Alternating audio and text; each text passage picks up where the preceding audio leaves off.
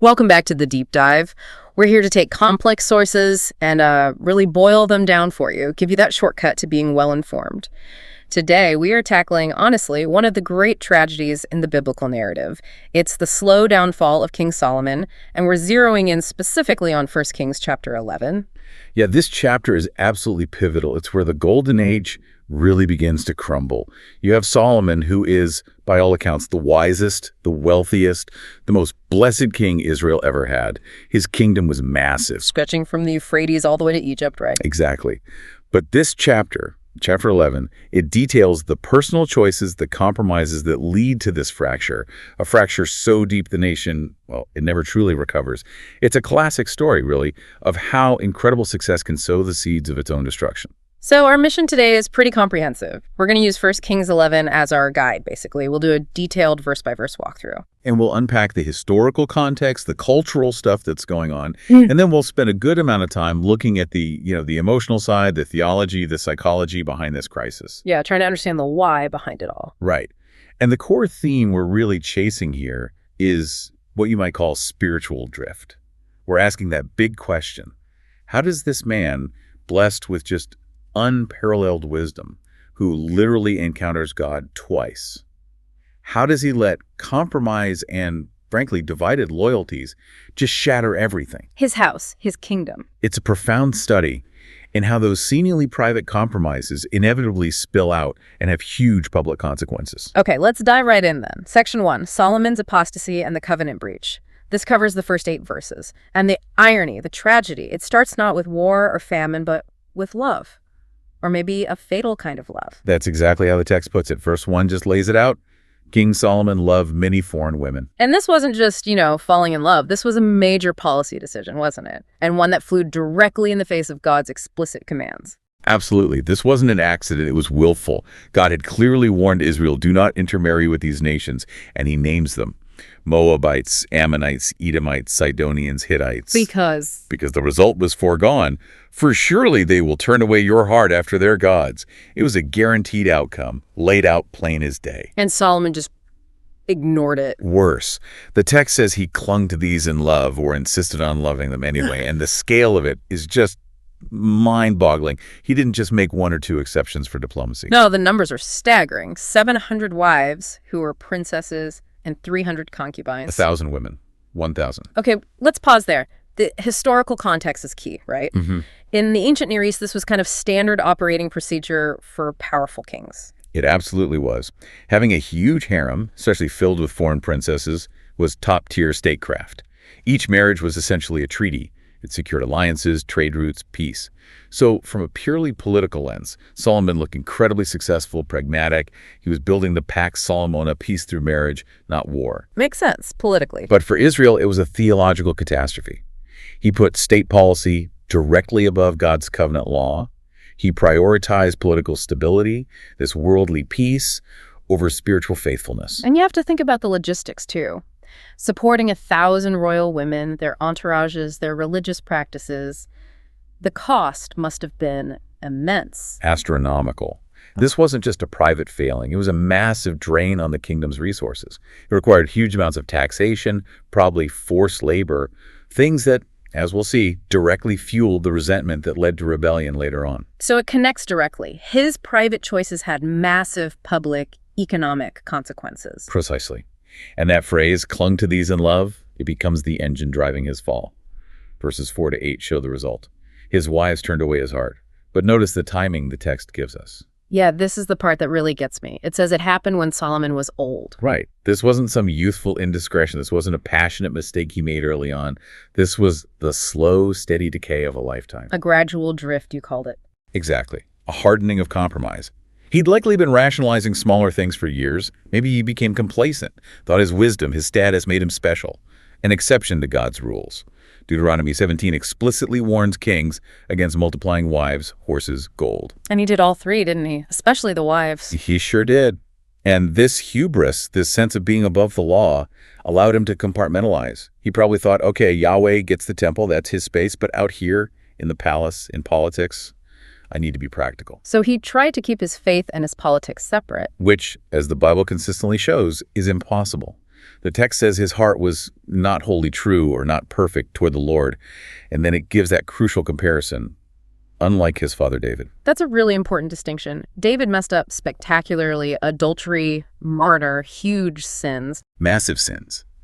But David's heart, when confronted, always broke. He repented. He sought God alone. Solomon's problem wasn't necessarily outright atheism, it was divided loyalty. He started loving the gifts, the peace, the power, the alliances, the women, more than the giver. That's the essence of spiritual drift. And this divided heart didn't stay private. It became very public very quickly. Oh, absolutely. He didn't just passively allow his wives to practice their religions. He actively facilitated and institutionalized these foreign cults. The text names specific gods he started serving, gods associated with his wives' home countries. Like Ashtoreth. Ashtoreth, yes, the Sidonian goddess, often linked with fertility, sexuality, that sort of thing. Then Chemosh, the detestable god of Moab. And Milcom, or Molech. That one's particularly disturbing. Deeply disturbing. The Ammonite god, Milcom, often identified with Molech, and the worship of Molech, well, it involved horrific practices. Just child sacrifice. Child sacrifice. Let that sink in. Solomon, the wisest man on earth, is now publicly endorsing, even building infrastructure for, a cult that demands the burning of children in the holy city of Jerusalem. It's almost unbelievable. And where did he build these things? The location matters, doesn't it? Critically, he built these high places, pagan altars, shrines not tucked away somewhere discreet. He built them on the hill east of Jerusalem, Which is? the Mount of Olives, directly overlooking the Temple Mount. These shrines to Ashtoreth, Chemosh, and Molech were constructed in plain sight, staring right at the temple Solomon himself had built for Yahweh. Wow. The visual symbolism is devastating. It's a physical manifestation of his divided heart. It's institutionalized idolatry, polluting the sacred landscape, broadcasting his rebellion to everyone. The temple, his greatest act of piety, now shared the skyline with symbols of his deepest infidelity. Okay, so the betrayal is profound, public, and horrific. Let's move to section 2. God's justice and covenant mercy, verses 9 through 13. How does God respond to this? Well, the response is described as anger, intense anger.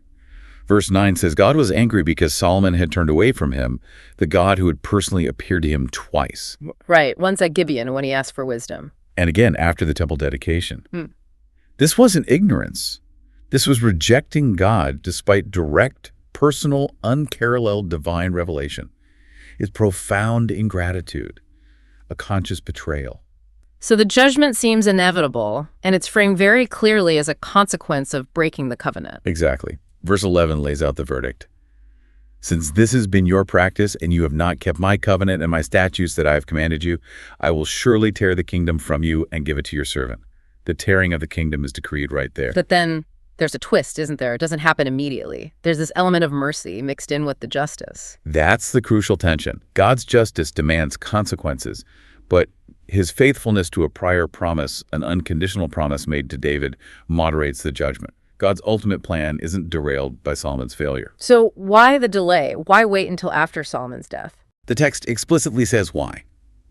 Yet for the sake of David your father, I will not do it in your days. It's purely because of the covenant God made with David, the promise that David's line would endure, that he'd always have a descendant on the throne. It's unconditional grace towards David's house, even when his son fails so badly. So the punishment is delayed out of respect for David, and it's also limited, isn't it? God doesn't take the whole kingdom away from Solomon's line. Correct. God says he'll tear it from the hand of Solomon's son, Rehoboam, but he won't take everything. I will not tear away all the kingdom, but I will give one tribe to your son. Which tribe would that be? Judah? Judah, yes, along with Benjamin, which was closely associated with it. This remnant, this core, is preserved. And the reasons given are profound theologically. What are they? 2 reasons. 1, again, for the sake of David, my servant, honoring that unconditional promise. And 2, for the sake of Jerusalem, the city that I have chosen. So preserving the capital city and the Davidic line. Exactly. It ensures the continuation of the royal line and the chosen city. And this guarantees, as verse 13 puts it, that David's descendant will continue to have a lamp before God in Jerusalem. A lamp? That's such a powerful image. What does it signify? It's a metaphor for continuity, presence, life, hope. It means the Davidic dynasty, the messianic line, will not be utterly extinguished by Solomon's sin. God is performing a kind of divine damage control here, ensuring the promise survives despite the catastrophic failure of the current king. He's making sure the path remains open for the true king to eventually arrive. So justice falls on Solomon's house. They lose most of the kingdom, but mercy prevails in preserving the core promise to David. Perfectly put. Justice and mercy intertwined. And this sets the stage for everything that follows, right up to the New Testament. Okay, so this divine decision judgment tempered by mercy leads us right into section 3, the rise of adversaries. Because the text makes it clear these aren't just random political events. Not at all. Verses 14 and 23 explicitly say God raised up or stirred up these adversaries against Solomon, Hadad, Rezon, Jeroboam. They all had their own human motives, absolutely. Vengeance, ambition, resentment. Sure. But the biblical writer frames their emergence, their timing, their success at harassing Israel as direct instruments of God's discipline. It's God using natural consequences and political realities as a form of corrective pedagogy, as you might say, for Solomon's unfaithfulness. Let's look at the first one, Hadad the Edomite, verses 14 to 22. His story goes way back, doesn't it? Back to David's time. It does. It shows how long grievances can fester. During David's consolidation of power, his general, Joab, committed what sounds like an absolute atrocity in Edom. What happened? The text says Joab stayed there for 6 months with the army and killed every male in Edom. It was brutal, likely aimed at securing control over Edomite territory and trade routes, maybe the copper mines down there. A massacre, essentially. Yeah, pretty much. But Hadad, who was just a child but part of the Edomite royal family, escaped. His servants smuggled him out, first to Midian, then eventually they made their way to Egypt. And Pharaoh took him in. More than took him in. Pharaoh seems to have really taken a liking to him. The text says Pharaoh gave him a house and assigned him an allowance of food and gave him land. He wasn't just a refugee, he was treated like visiting royalty. And it went even further than that, right? Oh yeah. Pharaoh integrated him right into the top tier of Egyptian society.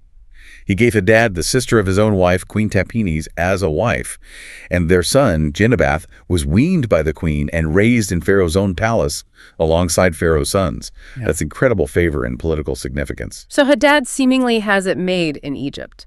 Security, wealth, status. Everything. But underlying it all is this burning desire for revenge against Israel for what happened to his family and his people. As soon as he hears that both King David and, crucially, Joab the general are dead, he goes to Pharaoh and says, "Let me go, that I may go to my own country." And Pharaoh's confused. Totally bewildered. He asks, "What have you lacked with me that you are now seeking to go to your own country?" Basically, why would you leave all this? And Hadad's answer? It's telling. He says, "Nothing but do let me go." His hatred, his need for vengeance, trumped all the comfort and status he had in Egypt. So he goes back to Edom, and for the rest of Solomon's reign, he's a thorn in Israel's side, disrupting things in the south, likely those vital trade routes. The peace Solomon had built is starting to fray at the edges. Okay, so that's adversary number 1, hitting the southern flank. Then God raises up another external threat, Rezon of Damascus, verses 23 to 25. Right. If Hadad disrupted the south, Rezon disrupts the north and the northeast, the routes towards Mesopotamia. Rezon has his own backstory tied to David's conquests. What's his story? He was originally an officer under Hadazer, the king of Zobah, an Aramean kingdom David had defeated. When David won, Rezon basically deserted or fled. He gathered a band of men around him, outlaws, mercenaries, likely other displaced soldiers. A classic warlord figure. Exactly. He leads his band to Damascus, takes control of the city, and eventually makes himself king there. Damascus is a hugely strategic city. Gateway to the major trade routes. Precisely. And Rezon becomes a major problem for Solomon.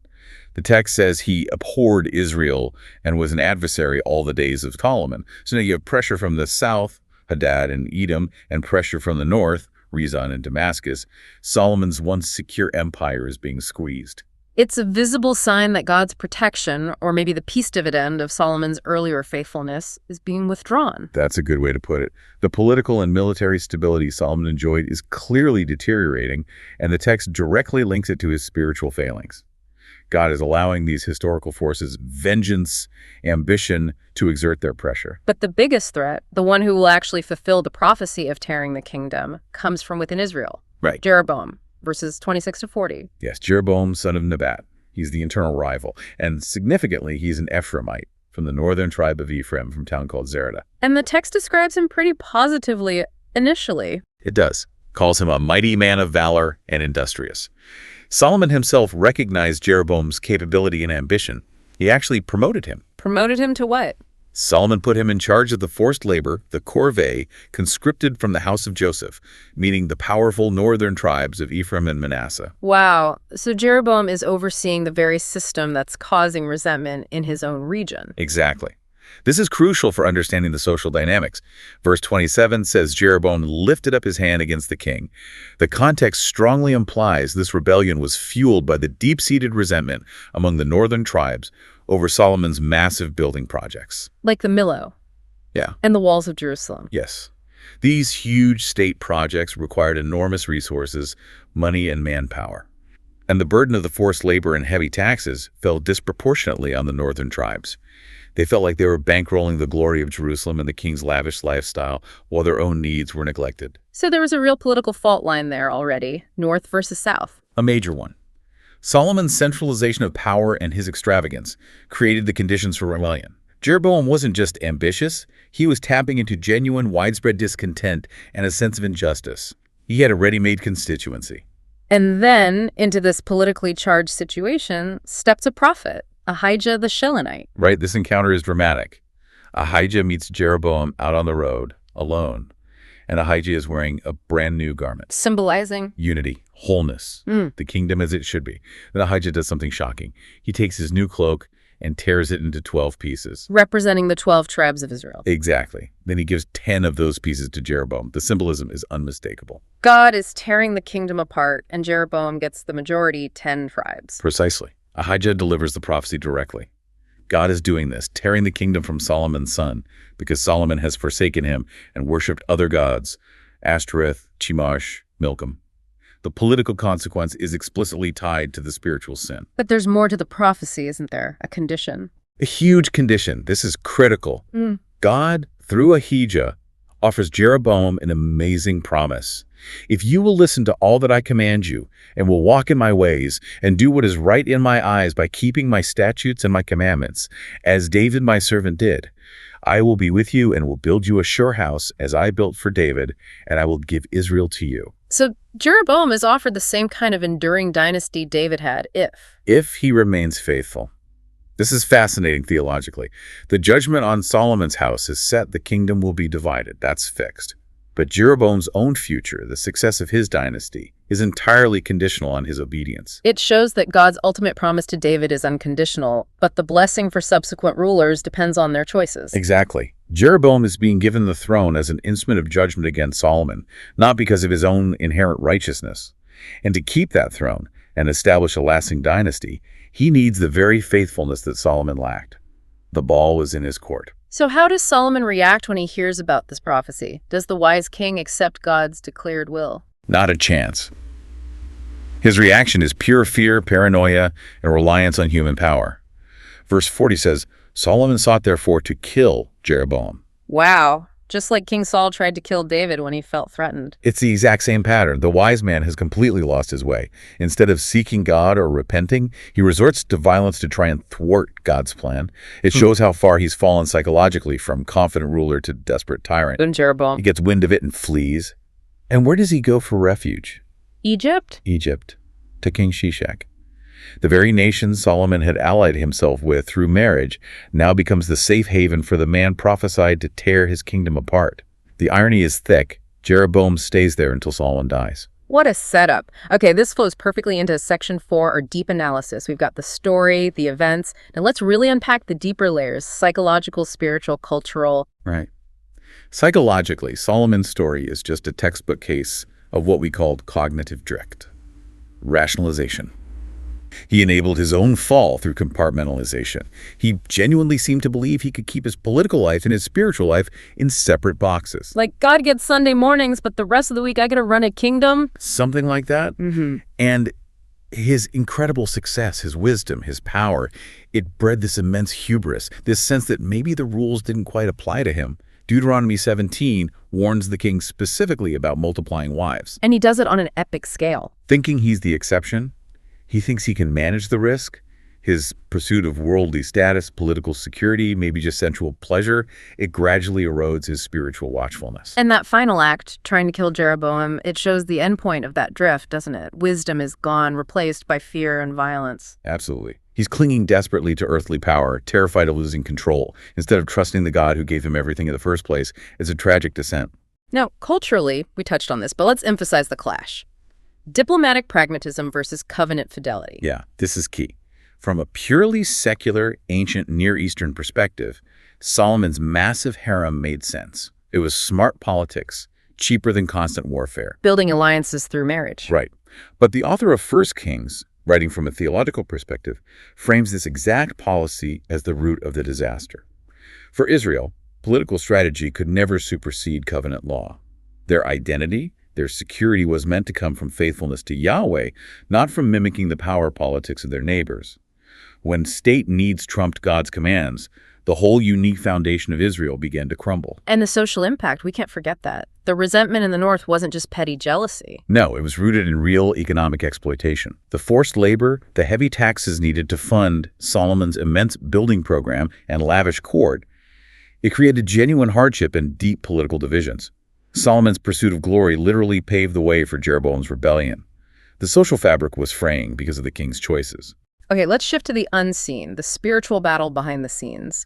The text says God raised up these adversaries. It's not just politics, it's theology in action. Right. It's what some call theodrama. God is orchestrating events, using the natural consequences of sin like Hadad's vengeance, Rezon's ambition, Jeroboam's exploitation of social unrest as his instruments of judgment.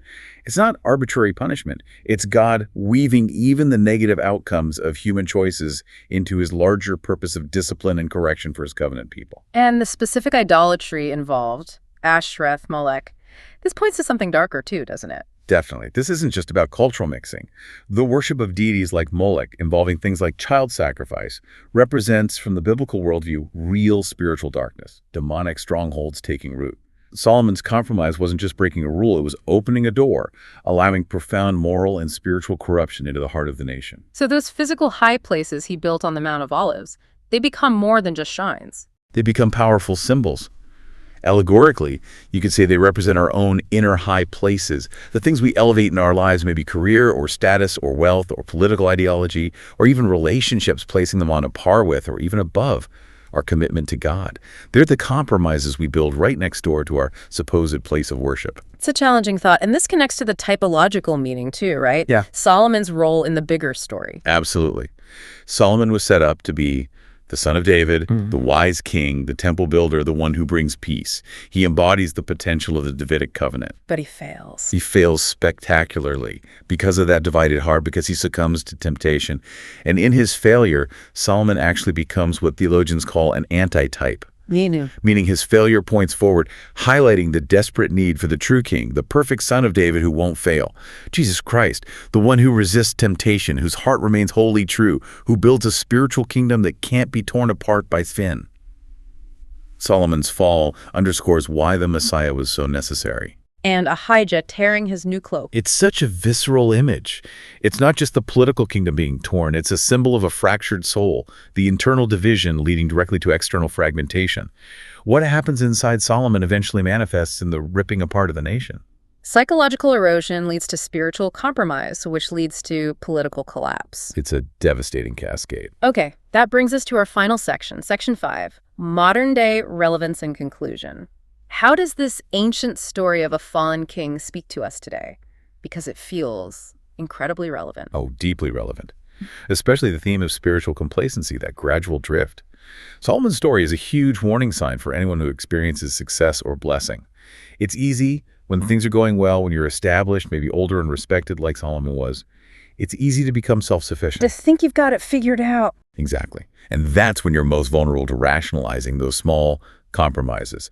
We have to be so vigilant against the modern idols that demand our allegiance: consumerism, the obsession with fame or image, political ideologies that become ultimate, even just relentless careerism. They all want first place. And for families, individuals, the impact of Solomon's wives is a stark reminder, isn't it? Absolutely. It highlights the critical importance of our closest relationships, especially marriage. Who we surround ourselves with profoundly influences our spiritual trajectory. It's a warning against just casually adopting the values of the surrounding culture if they conflict with core faith commitments. That slow assimilation, that divided heart can start right in the home. And then thinking bigger culturally, nationally. The lesson about leadership accountability is timeless. Solomon's private moral failures weren't private at all. They had direct, catastrophic public consequences: instability, division, ultimately national decline. His power in isolation seemed to enable his errors. It underscores the need for accountability, even for the most powerful leaders. Their moral compass affects everyone. And the idea of cultural syncretism, mixing beliefs for convenience. Yes, just like Israel was tempted to adopt pagan practices for political or economic gain, modern societies face the same temptation. When nations or cultures abandon their foundational moral or spiritual principles for what seems like short-term advantage or just to fit in, they risk that same kind of fragmentation, losing the core identity that held them together. The consequences Solomon faced: division, strife often follow. So the story wraps up quickly in verses 41 to 43. Solomon dies after a 40-year reign. Yep, he reigns 40 years, dies, is buried in the city of David, and the stage is perfectly set for his son, Rehoboam, to inherit a kingdom already primed for collapse. He inherits the consequences of his father's divided heart. So the final takeaway, the synthesis of 1 Kings 11, what is it? I think it's a profound cautionary tale. It screams that the long-term cost of moral and spiritual compromise is always higher than any short-term benefit. Solomon bought external peace and prestige, but the price was his internal fidelity and ultimately the unity of his kingdom. But it's not just doom and gloom, is it? Because God's faithfulness runs through it too. That's the crucial counterpoint. Amidst the wreckage of Solomon's failure, God remains faithful. He executes judgment, yes, but he also preserves that lamp for David in Jerusalem. He keeps his promise. It shows that even when human leaders fail spectacularly, God's ultimate redemptive purposes cannot be thwarted. His sovereign plan moves forward. That's a great place to land.